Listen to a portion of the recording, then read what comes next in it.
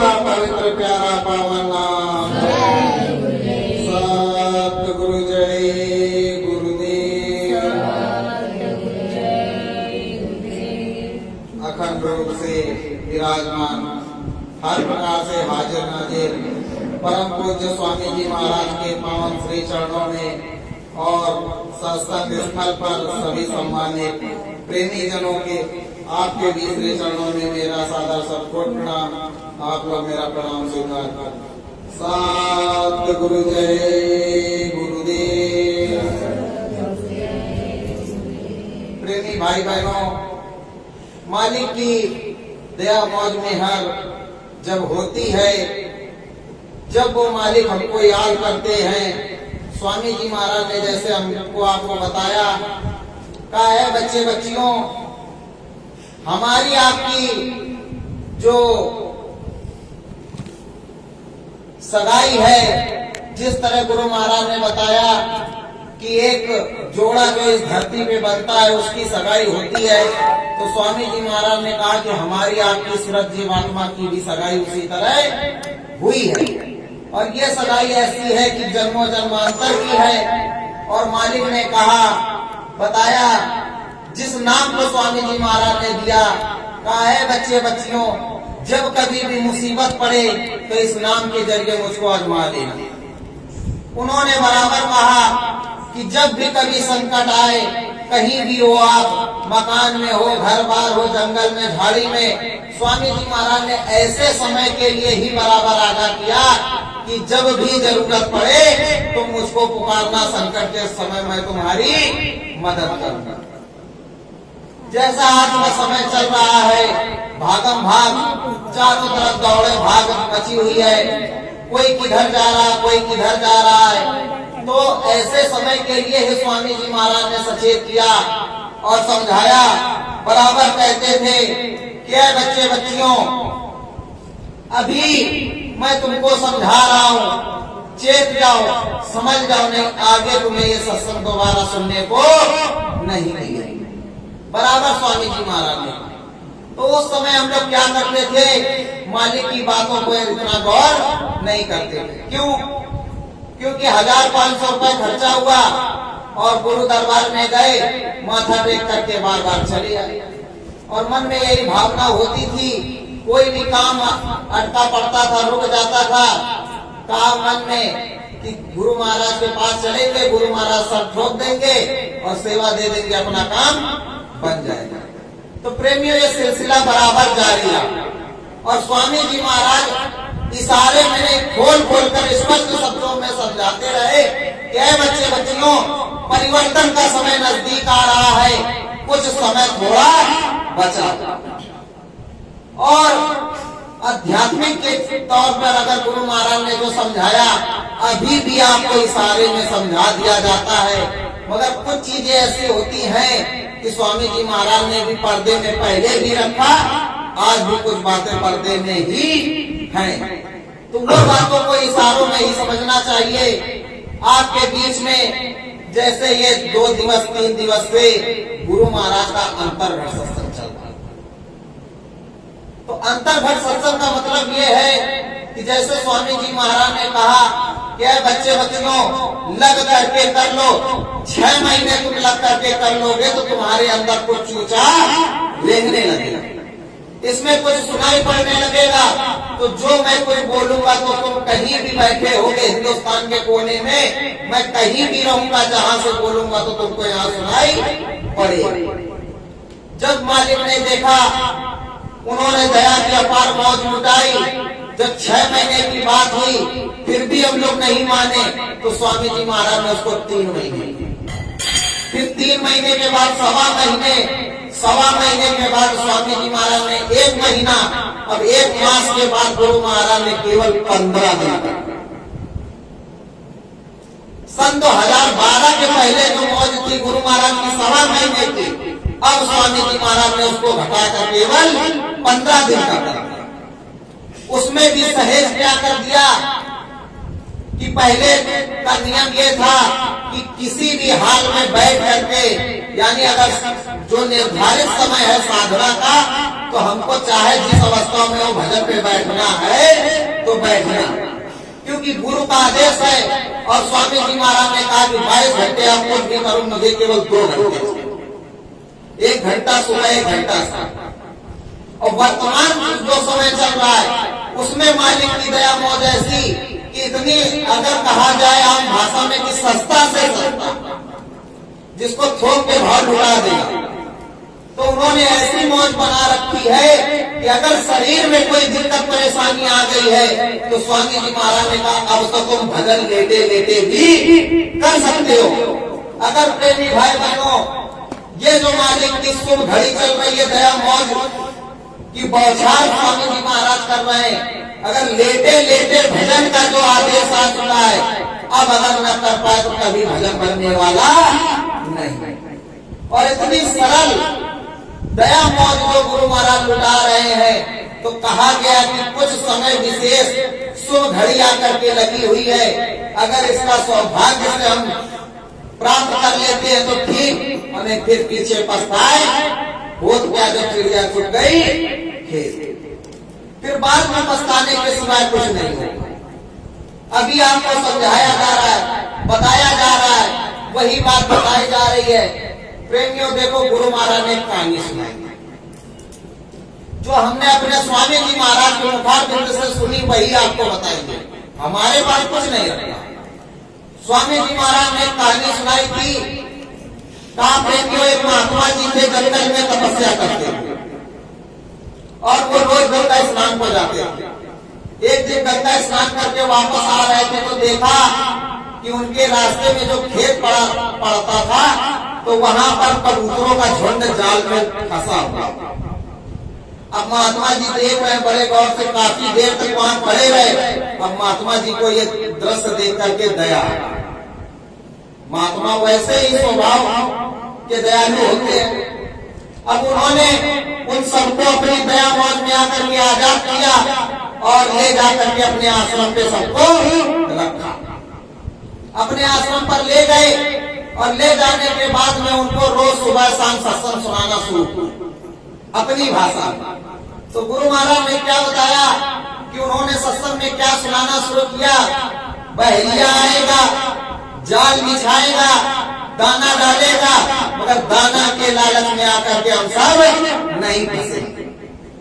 ये उन्होंने सत्संग सुनाना शुरू किया और रोज यही काम, एक ही बात पढ़ाते, बहलिया आएगा, जाल बिछाएगा, दाना डालेगा, मगर दाने के लालच में आकर के हम सब नहीं फंसेंगे। अब इसी तरह क्रम चलता रहा। जब देखा महात्मा जी ने कि अब ये लोग कुछ पक गए, यानी कुछ अब इनके अंदर आ गया है कि कोई अब ये फंसने का कोई चांस नहीं है यहाँ, तो उन्होंने कहा ठीक है, अब जाकर के बाहर सुनाओ, मगर मेरी बात को हमेशा याद रखना। अब कबूतरों का झुंड उड़ा आश्रम से और बाहर निकला और सारे कबूतर एक ही बात बोल रहे, बहलिया आएगा, जाल बिछाएगा, दाना डालेगा, मगर दाने के लालच में हम सब नहीं फंसेंगे। और उधर बहलिया पहले ही मैदान में पहुंच चुका है, उसने जाल भी बिछा दिया है, दाना भी डाल दिया। अब कबूतरों का झुंड आया उसी मैदान में, अब देखा दाना पड़ा हुआ। अब सारे कबूतर आकर के टूट पड़े, मगर बराबर वही बात दोहरा रहे, बहलिया आएगा, जाल बिछाएगा, दाना डालेगा, मगर दाने के लालच में हम सब नहीं फंसेंगे। अब दाने के लालच में जैसे ही गिरे सब फंस गए। अब महात्मा जी को चिंता हो गई, सुबह से शाम होने को आई और सारे कबूतर कहाँ गए। तो जब संध्या वंदन में वो निकले तो उन्होंने देखा कि भाई देखा जाए कहाँ गए सारे के सारे। तो जब महात्मा जी ने देखा कि सारे झुंड के झुंड वैसे पहले जैसे आजाद किया था वैसे फंसे हैं, और ताजुब जब हुआ जब देखा कि जाल में फंसे हैं, मगर बोली वही चल रही है, बहलिया आएगा, जाल बिछाएगा, दाना डालेगा, मगर दाने के लालच में हम सब नहीं फंसे। अब महात्मा जी ने जब देखा तो इतनी जोर से फटकार लगाई, कारे बेवकूफों अब क्या फंसोगे, अब तो फंसे पड़े। तो अब सब फिर रोने लगे, विनती प्रार्थना करने लगे, कहा गुरु महाराज आजाद करो। तो कहा आया हो तो कहा सारे एक साथ करो, सारे एक साथ हो जाओ। तो प्रेमियों वही स्थिति हमारी कि स्वामी जी महाराज ने 7 साल से समझाया कि आगे बहेलियां तैयार हो जाएंगे, अपना अपना जाल बिछाएंगे और दाना जगह जगह फैला देंगे, मगर तुम दाने के लालच में नहीं फंसे। तो हमारे मुंह से तो बराबर यही निकलता है कि हम अपने गुरु महाराज को मानते हैं, अपने गुरु महाराज को जानते हैं, हमारे गुरु महाराज हाजिर नाजिर हैं, मगर दाने के लालच में हम सब फंसे पड़े। सच्चाई यही है।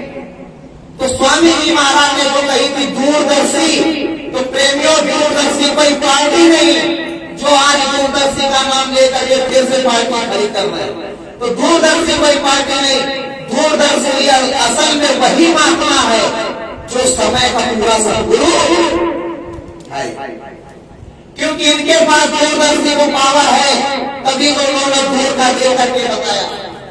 ये भी बताया आगे जा करके गाड़ी ऐसी जगह जा करके रोक दूंगा, गेर फंसा दूंगा कि कोई भी मिस्त्री उस गाड़ी का गेर छुड़ा नहीं सकता। गेर टूट जाएगा मगर गाड़ी आगे पीछे नहीं होगी। तो प्रेमियों इस समय संगत की गाड़ी कहां फंसी होगी?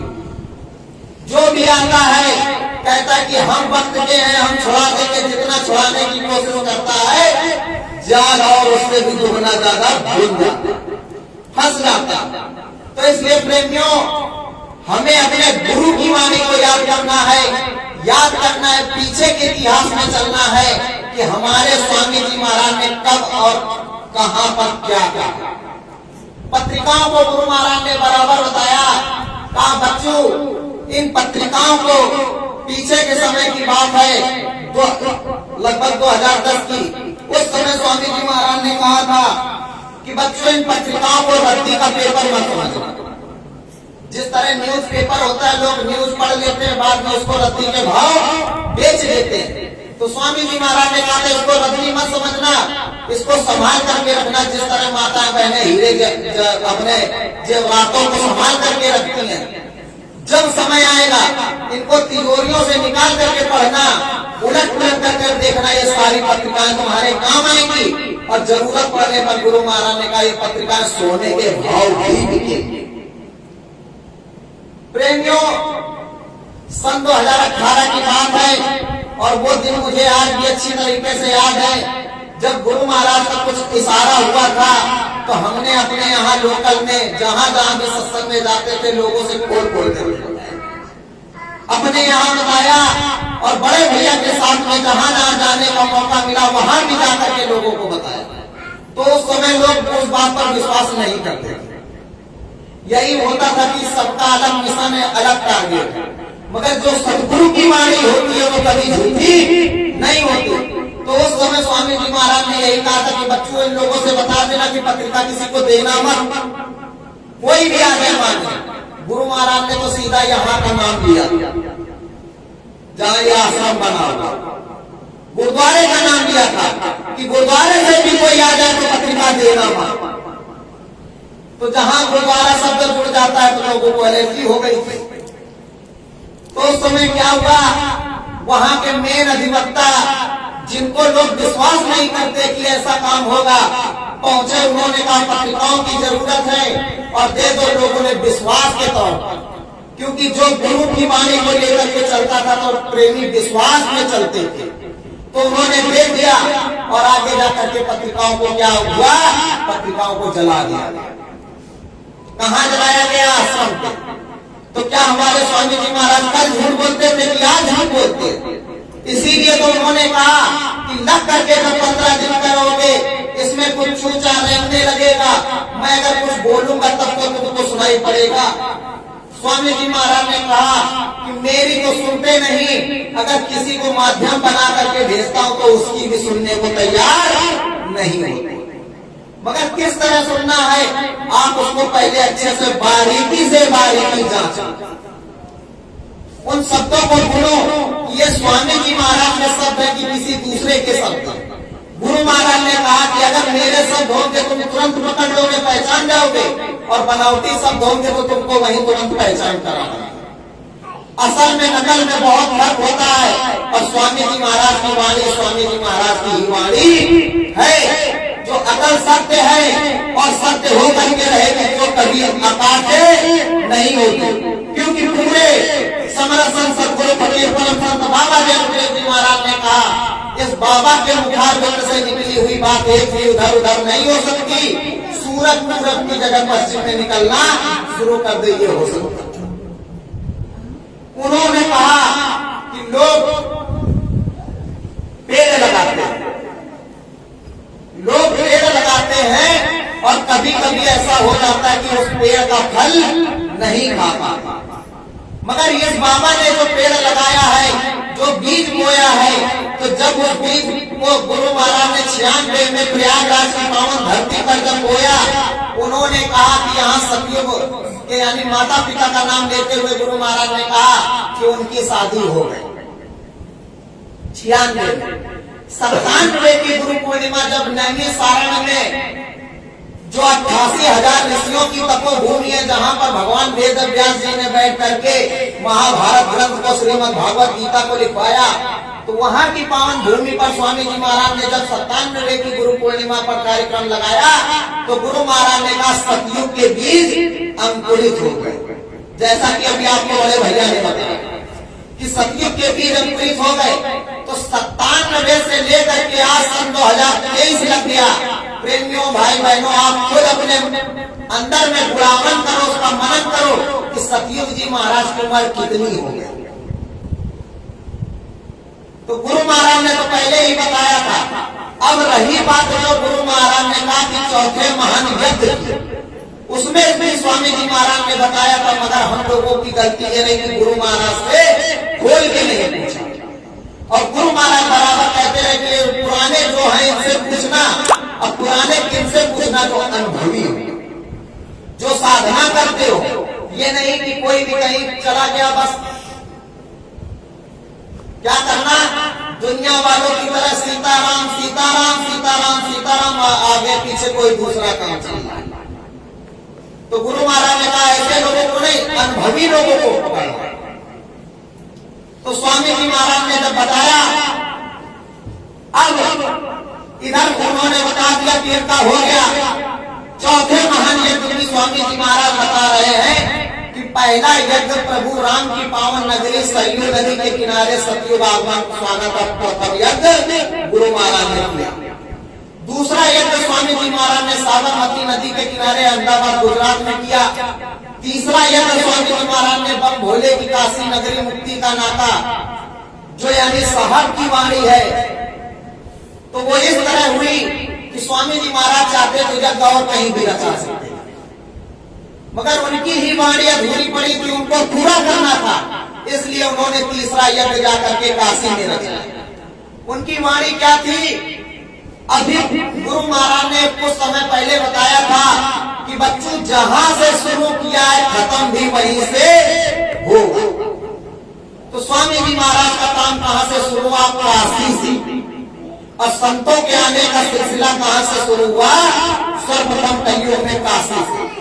तो जब सदगुरु कबीर साहब अपने धाम को जाने लगे, तो धर्मदास ने उनसे पूछा कि साहब आपने युगों युगों तक आने का वादा किया है, तो अब कब आएंगे?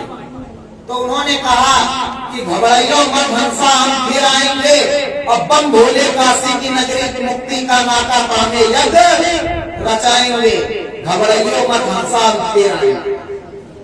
उन्होंने ये वचन धर्मदास को दिया और कहा कि अपने गुरु भाई बहनों को समझाते रहना, और जब मैं आऊंगा तो जिस समय मैं काशी में यज्ञ रचाऊंगा करके बम भोले की समाधि खुलेगी, तो समझ लेना कि मैं वापस आ गया। तो प्रेमियों, आप लोग खुद उस इतिहास को खगोल कर देख सकते हो कि गुरु महाराज के अलावा कोई दूसरा महात्मा हुआ जिसने बम भोले की समाधि को तोड़ाया हो, उनको जगाया हो, या काशी में जाकर के यज्ञ रचाया।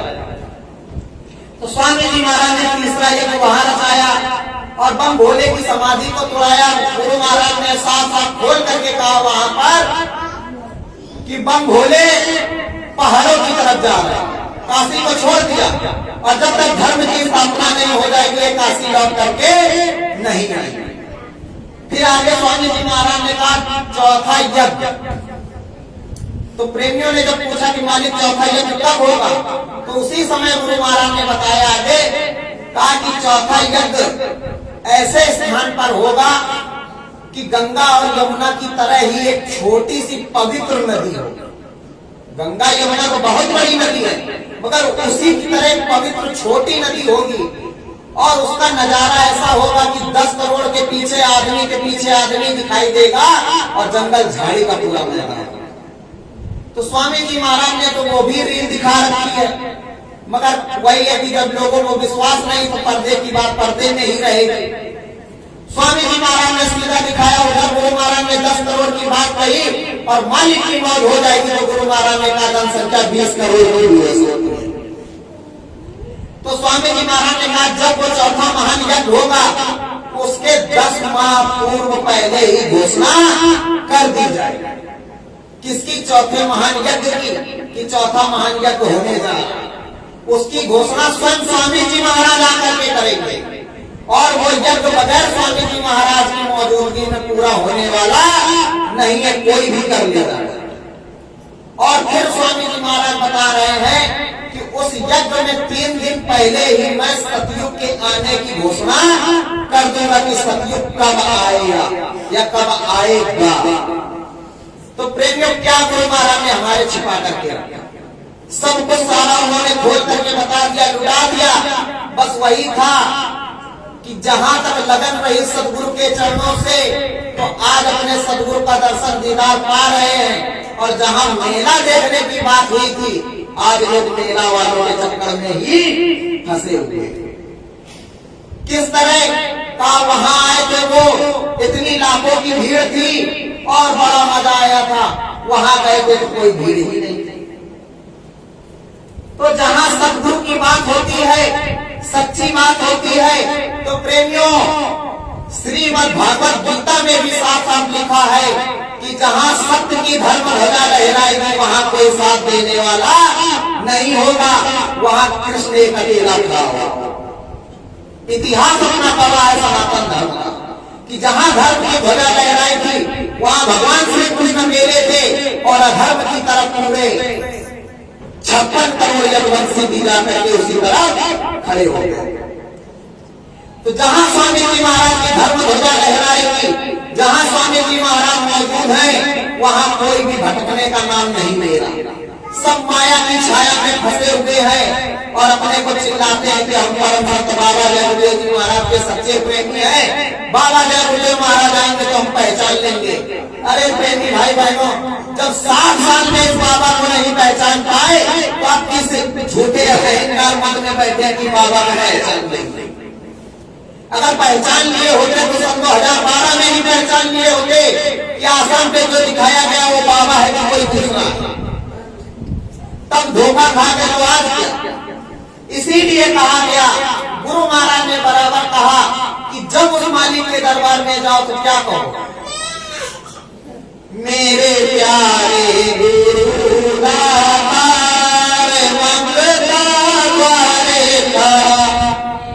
यानी स्वामी जी महाराज ने साफ साफ कहा कि जब उस मालिक के दरबार में जाओ तो एकदम दीनहीन भावना से पहुंचो, और इस तरह की विरह पुकार लगाओ कि हे स्वामी जी महाराज, भले आपका सब कुछ दिया हुआ, मगर मैं मानता हूँ और आपका काम देने का है। हम गुनाह से भरे हुए हैं, मगर बख्शनहार आप, क्योंकि आपकी शरण में हमारे जैसे न जाने कितने डर गए। आपने सबको अपनाया तो मालिक हमसे कौन सी भूल? मन बुद्धि चित्त का दिया हुआ मसाला आपके ही लोगों का, ये सूरज जीवात्मा आपकी ही, ये शरीर बनाया हुआ ही आपका, तो फिर मालिक हमसे क्यों रूठे? जब उनसे विनती प्रार्थना की जाएगी तो प्रेमियों, जब आप तक स्वामी जी महाराज मदद करते आए अंदर से बाहर से, तो आगे भी स्वामी जी महाराज ही मदद करेंगे, क्योंकि उन्होंने कहा है कि जब तक मेरा एक भी जीव, प्रेमियों यहाँ तो केवल परिवर्तन की बात है कि गुरु महाराज ने कहा कि जब तक मेरा काम पूरा नहीं हो जाएगा, जरूरत पड़ी तो 400 साल, वो तो बात छोड़ दीजिए। गुरु महाराज ने कहा मेरा जब तक एक भी जीव इस धरा मंडल पर रहेगा तब तक मैं जाने वाला नहीं। ये हमारे गुरु महाराज की अमरवाणी। और साथ ही साथ गुरु महाराज ने यह भी कहा कि अब संतों के आने का सिलसिला कभी बंद नहीं हो। किस तरह देखो, पीछे के इतिहास में एक समय में सतगुरु का होना कोई बड़ी बात नहीं होती। उसी समय में सतगुरु कबीर साहब, उनके गुरु कौन? रामानंद। उसी समय सतगुरु रविदास साहब, उनके भी गुरु रामानंद। और उसी समय गुरु नानक देव जी महाराज। एक समय पर तीन बार। तो इधर जब कबीर साहब अपना काम पूरा किए तो उधर रविदास साहब काम शुरू कर दिए। रविदास साहब के बाद नानक साहब शुरू कर दिए। मगर प्रेमियों, पहले क्या हुआ कि पहले के जब साहब आए तो उनका समय पूरा वाद विवाद में ही निकल गया। क्या कबीर साहब ने केवल धर्मदास जी को ही नामदान दिया था? उनका इतना बड़ा आश्रम था, इतनी बड़ी संगत थी, तो क्या 10-20 लोग वहां पर तैयार हुए थे? ना जाने कितनों को नामदान दिया होगा, रास्ता बताया होगा, मगर इतिहास धर्मदास का। रविदास साहब की शिष्या एक लौटी, इतिहास में मीरा का नाम आया और मीरा के जरिए 2 शिष्या और कौन कौन? सहजोबाई दयाबाई। ये सहजोबाई दयाबाई सगी बहन थी जो मीरा के जरिए गुरु रविदास के पास पहुंची।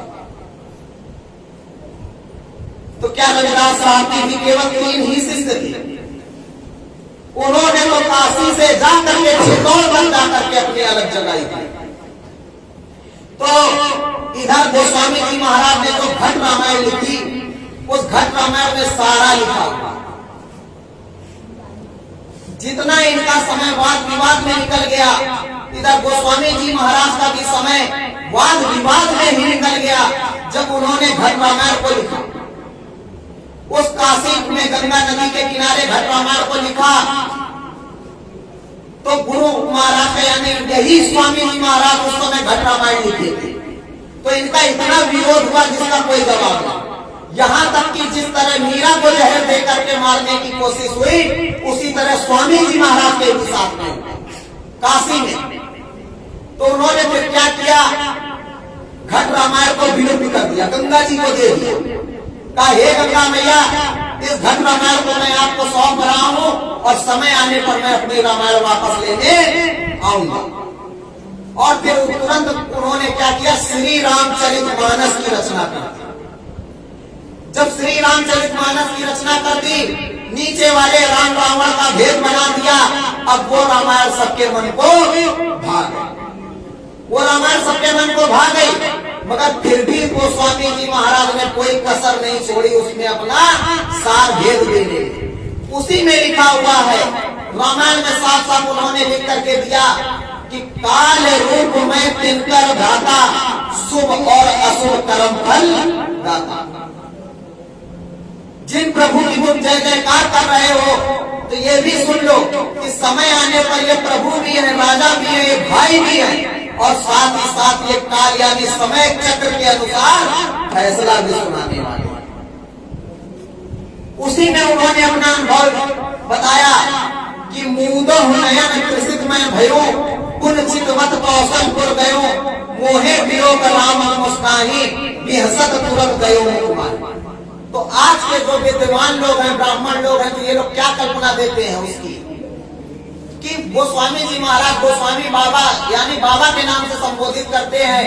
कहते हैं गोस्वामी बाबा बोल रहे हैं कि जब मैंने नैनों को बंद किया और कौशलपुरी में जाकर के प्रणाम किया प्रभु राम के मंदिर में, तो हम प्रभु राम के जाकर के एकदम मुख के अंदर चले गए।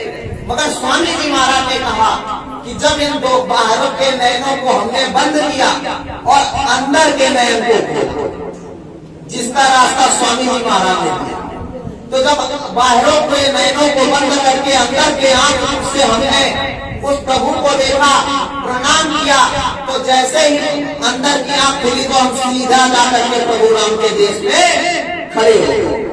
प्रभु राम का देश कौन सा? जो स्वामी जी महाराज ने पहला स्थान बताया। उस प्रकाश राजस्थान देश में जाकर के वो खड़े हो गए और वहां पर जाकर के गुरु के साथ साथ जब प्रभु राम मिले तो प्रभु राम से उनकी मुलाकात हुई और प्रभु राम देख करके मुस्कुराने लगे। कहा कि यहाँ कैसे आए? तो गोस्वामी जी महाराज बताते हैं कि हे प्रभु, हमारे सदगुरु की दया मेहर हुई तो हम यहाँ तक आए। तो उन्होंने कहा कि क्या चाहिए? उन्होंने कहा कि हमें हमारे सदगुरु का धाम चाहिए, मुक्ति मोक्ष चाहिए, आगे का रास्ता चाहिए। तो प्रभु राम ने कहा कि आगे चले जाओ, यानी मुख की तरफ से इशारा करते कि आगे चले जाओ, उसी को लोग उल्टा सीधा कर देते। तो प्रेमियों, समय रहते जिसको जिसने बताया उससे आपने पूछा नहीं, और समय निकल जाने के बाद में माथा पच्ची करने से क्या फायदा? फिर वही गोस्वामी जी महाराज जो राजापुर चित्रकूट में आए थे, पुनः आकर के स्वामी साहब हाथरस, जो इस समय अब अलग हो गया, हाथरस जिला अलग हो गई थी, पहले अलीगढ़ एटा में आती थी, तो वही गोस्वामी जी महाराज स्वामी साहब के नाम से आए। स्वामी साहब के नाम से आए और ये फिर अलीगढ़ से पहुंचे जाकर के वहीं काशी में। जब काशी में गए, इन्होंने तपस्या की और गंगा जी के सामने जाकर के जब फिर से वाद विवाद खड़ा हुआ तो कहा कि हम नहीं मानेंगे कि आप गोस्वामी जी हो। तो कहा कि अच्छा ठीक है, जो मैंने रामायण लिखी थी जिसका तुम लोगों ने विरोध किया था, अगर मैं वो रामायण ला करके दिखा दूं तब तो मानोगे? तो वहां के ब्राह्मणों ने कहा हाँ तब मानेंगे।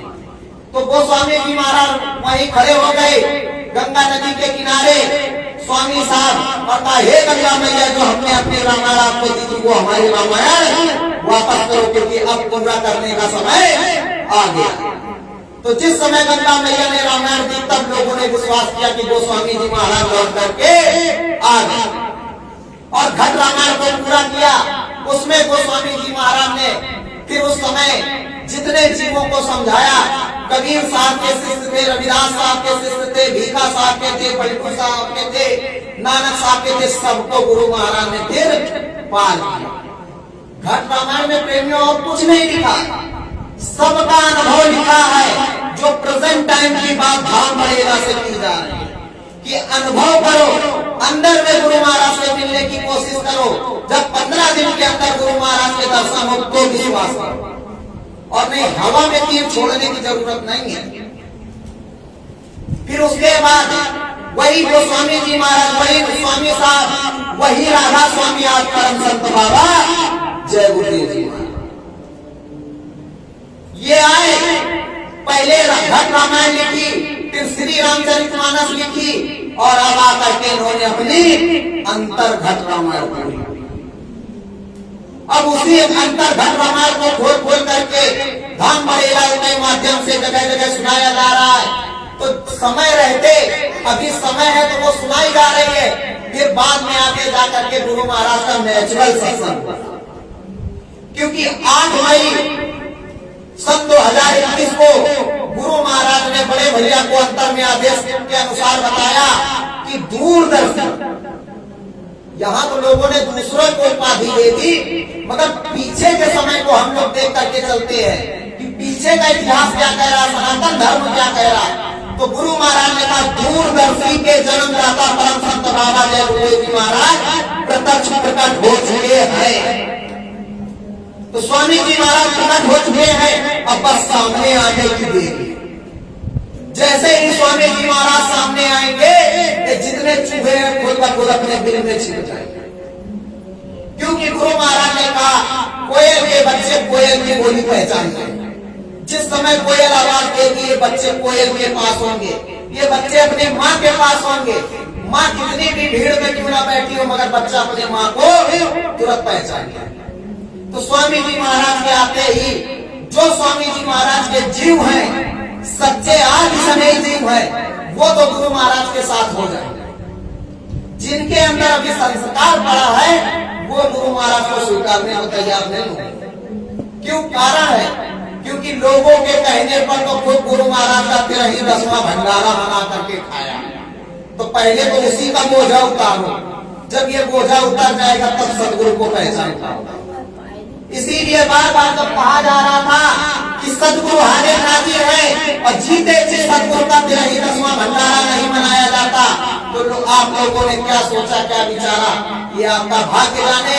तो प्रेमियों, फिर भी करबद्ध हाथ जोड़ करके विनती प्रार्थना है कि आगे आने वाले समय में अभी आपको लोग आकर के संदेशा देंगे कि गुरु महाराज का भंडारा का समय आ रहा, सभी लोग भंडारा मनाओ।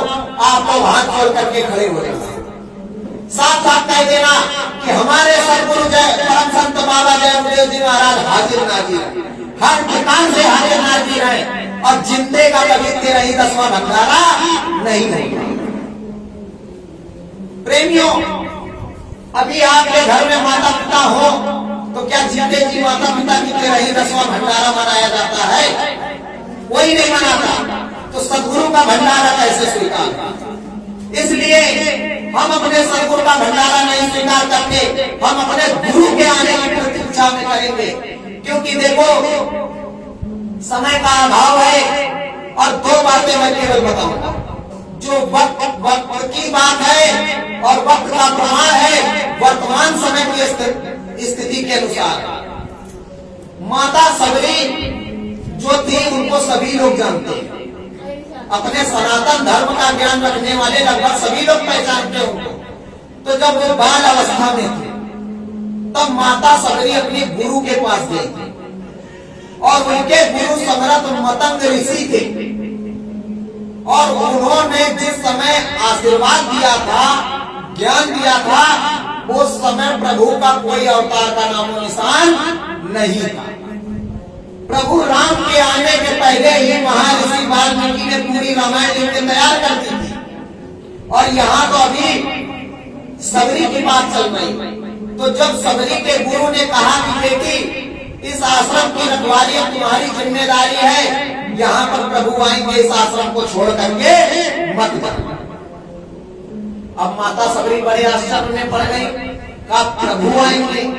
तो उन्होंने पूछ लिया कि हे गुरु महाराज, भक्त वत्सल दीनानाथ, कृपा करके बता दीजिए कि प्रभु कौन है, कब आएंगे और कहाँ आएंगे? तो उन्होंने कहा कि बेटी, आर्यावर्त के चक्रवर्ती नरेश राजा दशरथ होंगे, और उनकी 3 भार्या होंगी, और जब तीनों में से किसी के संतान नहीं होगी तो वो अपने गुरु वशिष्ठ के पास जाएंगे। जब वो अपने गुरु वशिष्ठ के पास जाएंगे तो गुरु उनको आज्ञा देंगे, तो वो जाकर के श्रृंगी ऋषि के पास उनको भेजेंगे। जब महात्मा श्रृंगी ऋषि आकर के राजन का हवन पूजन करेंगे तो उस हवन पूजन से खुश होकर के प्रभु उनके यहाँ अवतार देंगे। ये रास्ता बताया प्रभु के आने का। और फिर आगे बताते हैं, कहा कि प्रभु के साथ में शक्तियां भी आएंगी जो परिवर्तन के समय में प्रभु का साथ देंगी। कहा जैसे ही प्रभु का राज्याभिषेक होगा, सीधे बता दिया, कहा जैसे ही प्रभु का राज्याभिषेक होगा तुरंत वो सहायक शक्तियां खड़ी हो जाएंगी और तुरंत प्रभु के वन की तैयारी हो जाएगी। प्रभु का वनवास हो जाएगा, और प्रभु का जब वनवास हो जाएगा तो खोल करके उन्होंने कहा कि पंचवटी में उनकी भार्या का हरण हो जाएगा। अब वो अपनी भार्या को खोजते खोजते यहाँ पर आएंगे। तो हे बेटी, जब वो यहाँ आश्रम पे आएंगे तो तुम उनसे मुक्ति मोक्ष का रास्ता पूछ लेना, अपने कल्याण आत्म कल्याण का रास्ता पूछ लेना, और उनसे सुग्रीव से मित्रता के लिए कह देना। तो प्रेमियों, अब माता सबरी की कहा उम्र बाल अवस्था की, और प्रभु कब पहुंचे? वृद्ध अवस्था के। उनकी परीक्षा लेने कौन जाता था? वही साधु संत महात्मा ही रूप धारण करके जाते थे। और आपकी परीक्षा लेने कौन आता है? आपके गुरु भाई ही आते, गुरु बहने ही आकर के खड़ी हो जाती है कि कहाँ गुरु महाराज तो ये हो गया, गुरु महाराज तो वो हो गया। आप जरा से झकोले में बह जाते हैं। तो माता सबरी नहीं बन सकते तो कम से कम हम माता सबरी के आदर्शों पे चलने के लिए उस रास्ते को अपना सकते हैं। अभी 11 साल हुए और सनातन धर्म में हमने गुरु महाराज के मुखारबिंद से सुना है कि सनातन धर्म ये कहता है कि अगर किसी स्त्री का पति चला जाए तो 12 वर्ष तक इंतजार करती है। अभी तो हमारे केवल 11 वर्ष भी पूरे नहीं। और गुरु महाराज की बात प्रेमियों, ज्यादा अगर सोच विचार करो तो बहुत बड़ी चीज है। तो गुरु महाराज के साथ में वर्तमान में जो स्थिति घटी है तो कोई पहली बार नहीं हुआ।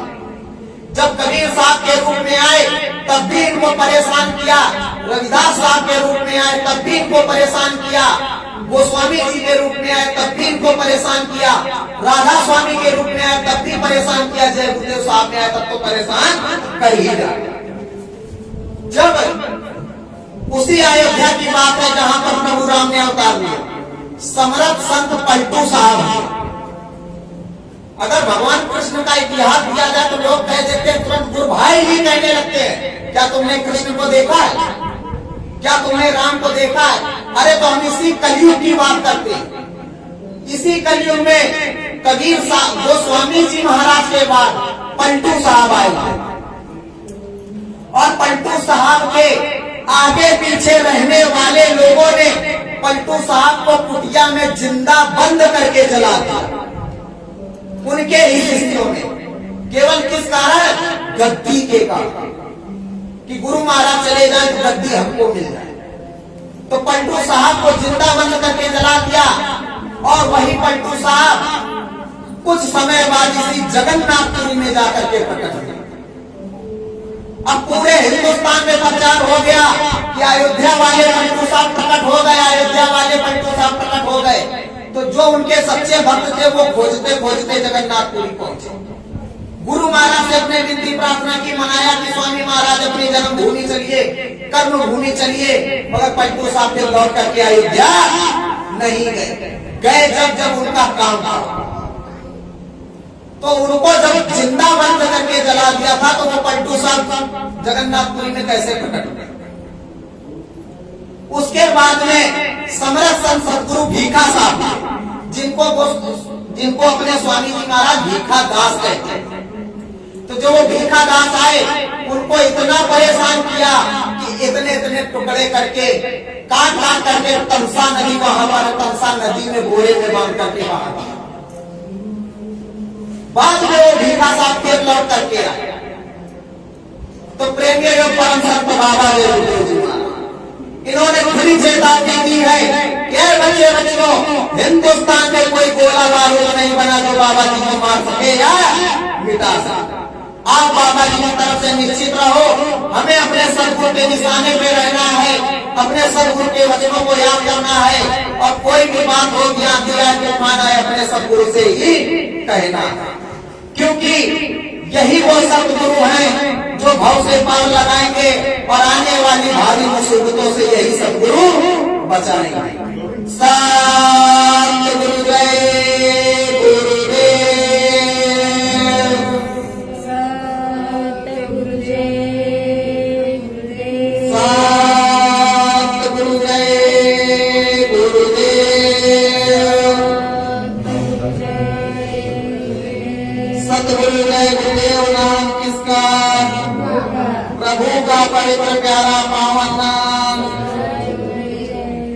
आरती सतगुरु जय अविनाशी, आरती सतगुरु जय अविनाशी, आनंद कांत विमल सुख राशि, आनंद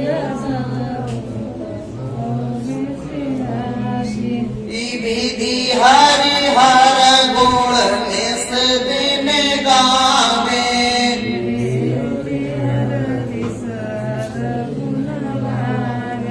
शेष शारदा पार न पावे,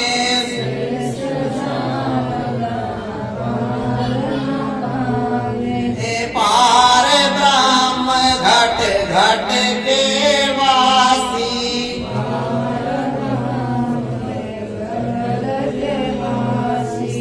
आरती सतगुरु जय अविनाशी, आरती सतगुरु जय अविनाशी, मानव तन धर जग में डोले, मानव जग में डोले, परमारथ आध्यात्म बोले,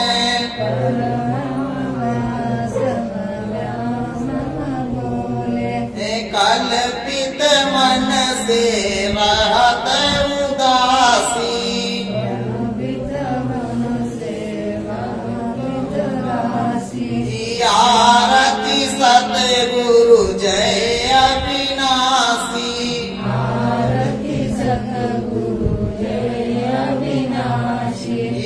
वचनामृत की वर्षा करते,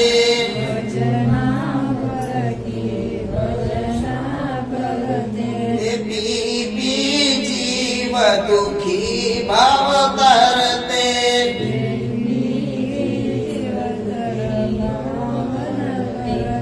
सुनत कटत जग जाल की फांसी,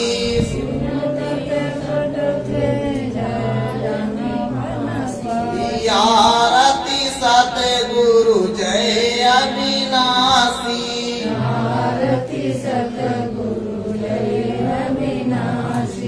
आनंद कांद विमल सुख राशि,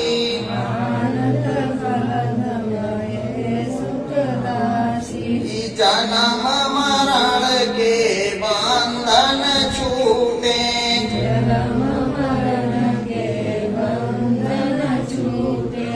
जगत जाल के फांदे छूटे,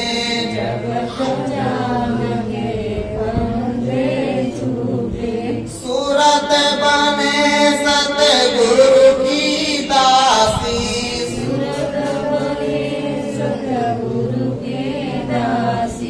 आरती सतगुरु जय अविनाशी,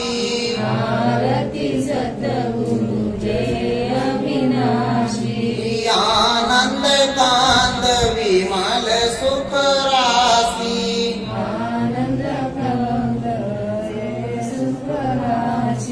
माया काल जाल हर लीजे,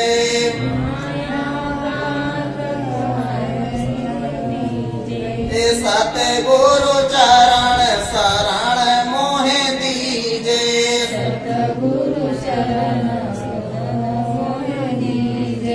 दया करो घोर धाम के वासी,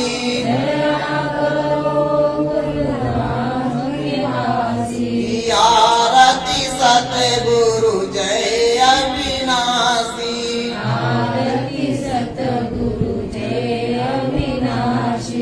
आनंद कांद विमल सुख राशि,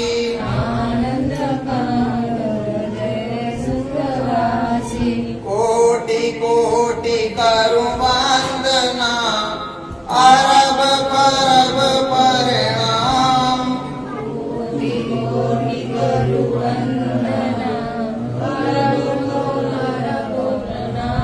चरण कमल विसरू नहीं, सतगुरु जय गुरुदेव अनाम,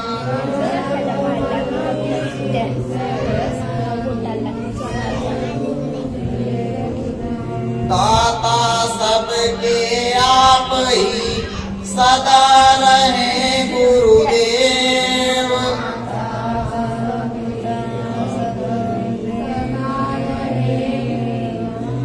तुमको